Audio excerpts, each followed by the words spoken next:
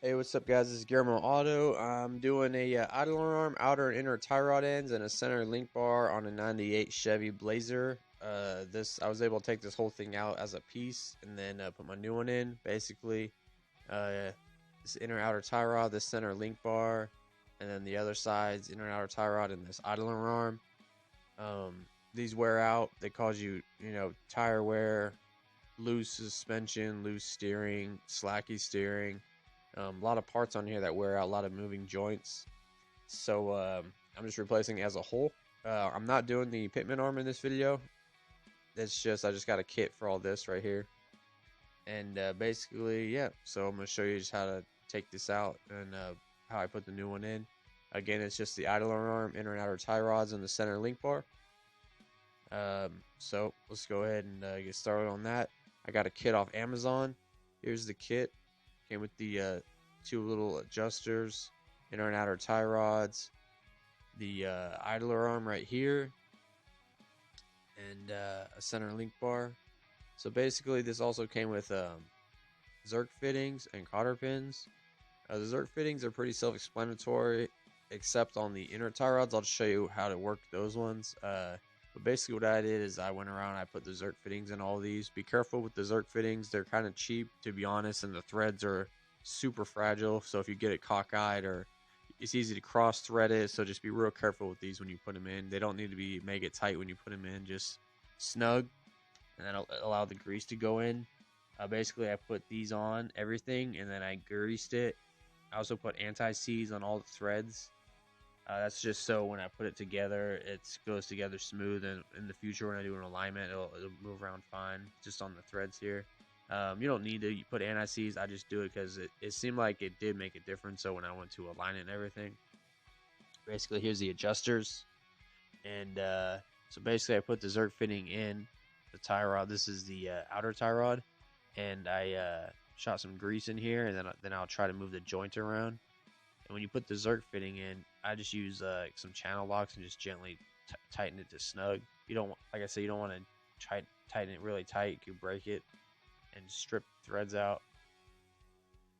So basically, I have just like a basic grease gun. Got this from like Kragen years ago. Has some grease in it, so I shot it in and put a little grease in there. And right here, if you'll notice, there's a hole in the side. This is the inner. And that where that hole's coming out, that's actually where the Zerk fitting is going to go when you put it on the car. So I have the Zerk fitting over here just to get some grease all around. But this nut, don't make the mistake to put it like this. The nut actually goes on top, and the Zerk fitting goes where the nut is. That's because if you leave it like this, it won't be able to mount up right in the car, because the Zerk fitting is going to be hitting the subframe or the frame. But basically, I just have it like this so I could put some grease in here and get more grease on the joint. I'm going to move this around in my hand and try to get it to move around. And I'm going to try to do this to all of them. They're kind of tight and hard to move around a little bit. But you could use like a vise or some pliers to move it around like that. See, I got this one to move around. And even I've been moving around, it's still real tight, but at least I know the grease is getting around it in there. I don't think you have to do this. I just do it because I feel like it makes the part more ready to go in the car. So yeah, I got all that lubed up, and Zerk fittings are in and everything. So I'm gonna go ahead and go to my car and get out the old one. So here we go. Sorry, it's a little dark. Your wheel will have well, it might have these caps that go over the lug nuts. They're 19 millimeters. Just go and zip these off. And then this center cap will come off. I like this center cap though because I can put the plastic caps in it and the lug nuts itself. It's like a good little holder to hold the nuts. So go ahead and put these in there. And then I just got this car up on jack stands in my driveway. Go ahead and get this off. This is a driveway job. You could totally do it in your driveway. So here's underneath. Again, sorry it's dark. It's 4 a.m. right now in this video. So I'm going to take the side nut off, and I'm going to skip trying to take these off. I'm going to skip trying to take it off from the center bar, and I'm going to go up to the idler arm where the idler arm is attached, and I'm going to remove it from there. So I'm trying to just take out the the key nuts to this, so that I can just take this whole thing out of assembly. The Pitman arm, the nut off the Pitman arm is going to come off, and then over here the outer tie rod on the left side. So I'm going to get those out and then just take this whole thing out as an assembly. Alright, so your outer tie rod, it could be different sizes. First, get the cotter pin out. If it's been replaced in the past or messed with, people could have put different size nuts on it. But you get the cotter pin out first, and then mine is a 19 millimeter. I believe mine is stock. So that if there's a stock, so I'm gonna get that 19 millimeter nut off the outer, and then over here it's a 19 as well. No, I'm sorry, it's an 18 size nut.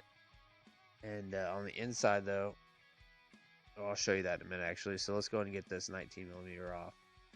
Get this nut off, and the outer tie rod won't just fall out when you get the nut off. It's actually stuck in there pretty good. I'll show you how to get it out.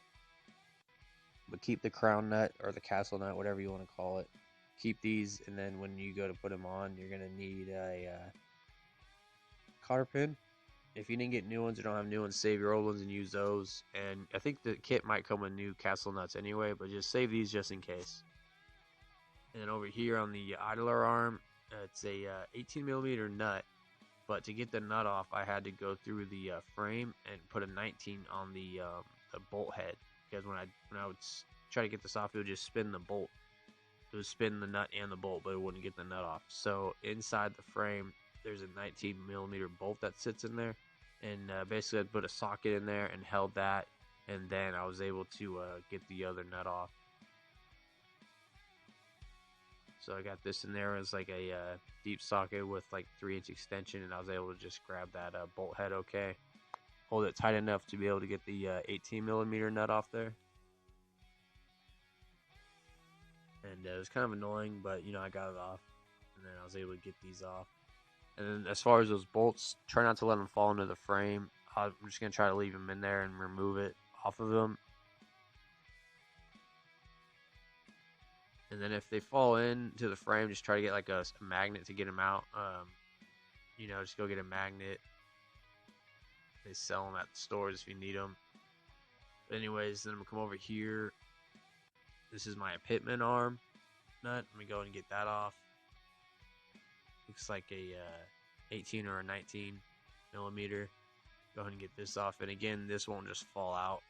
If it does fall out, you're lucky. Or your Pitman arm might be broke or something, but it usually just doesn't fall out. So basically you could hit the side with a hammer, the knuckle, hit the knuckle part, not the ball joint part, with a hammer. And it might seem kind of unnatural, but you keep hitting it and it'll pop out eventually. And you don't need to hit the top or nothing. Just hit the side of it and then it'll pop out. I tried to get lucky and use like a little pry bar thing like this to just jam in there. It didn't work. Basically, I need a pickle fork from like Kragen or AutoZone. I got one from AutoZone I rented, and it made the job really easy. It was only $15 to rent, and then when I return it, they give me my $15 back. So essentially, it's free. But if you don't have that, basically you just take a hammer and you hit the side of the steering knuckle like this, and eventually that thing will pop out. The tie rod will pop out. Just keep hitting the steering knuckle on the side, and do some pretty good hits. If bigger hammer the better, and that'll fall out. Again, I recommend getting a pickle fork because it's just a lot easier and you're not banging on your steering knuckle with a hammer. This is just a way to do it if you have to do it this way. Some guys don't like to use a pickle fork. They say it's going to mess up the ball joint, but I'm replacing all these anyway, so it's fine. The Pitman arm, I had to use this. I didn't have a choice. That's why I have it. I went to AutoZone and rented it for $15, and then they gave me my $15 back when I was done with it. Basically, I just pushed this in there, hit it with a hammer, it came right out. Came out really easy. So I'm going to take this whole thing out. I got this whole assembly out, and my plan was to just take it out like this, and then I'm going to build up my other one and kind of mimic this one and then put it in. So as you can see, it's all out now. I didn't have to take it apart piece by piece to get it out. And you could clean up down here if yours is all messy and greasy like mine. I'm just going to wipe mine up a little bit. So I went ahead and put mine in. Sorry I didn't film it, guys, but I couldn't. And I got it all in anyways. Everything's tight. Make sure your nuts are tight. and make sure you got your cotter pins in. These, I think they were like a 12 or a 13. I got those tight, and yeah. So I'm gonna do alignment.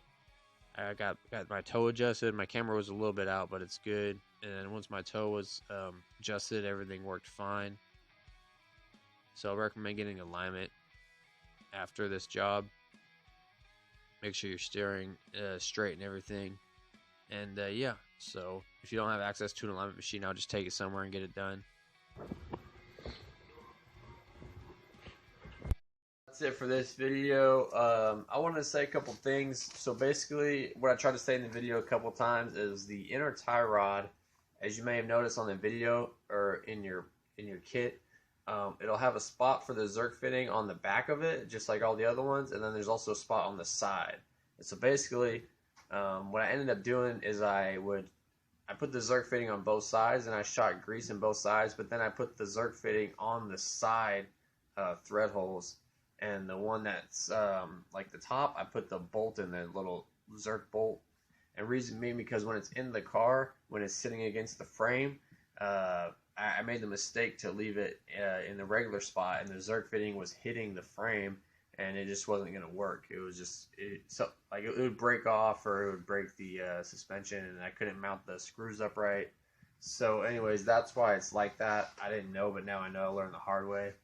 And also, I said in the video as well that if you get it all together and then you go for a test drive and the car is just not right, like for instance, when I first got mine together, I went for a test drive and my right front wheel was cocked out really far because I had just had the adjuster in a random spot, and it cocked the wheel out really far, and I couldn't even get out my driveway. So just spin your adjusters in to make your wheels straight, just by sight, and then take it and get an alignment done. I adjusted the toe on mine only. I got my toe perfect, and it's been driving fine. My camera was a tad bit out, but it's just like a tad bit out. It's been fine. Hasn't been affecting my wheels, my tire wear or anything. And yeah, so sorry this video is not like as step by step as I want it to be. But anyways, I hope it helps you out.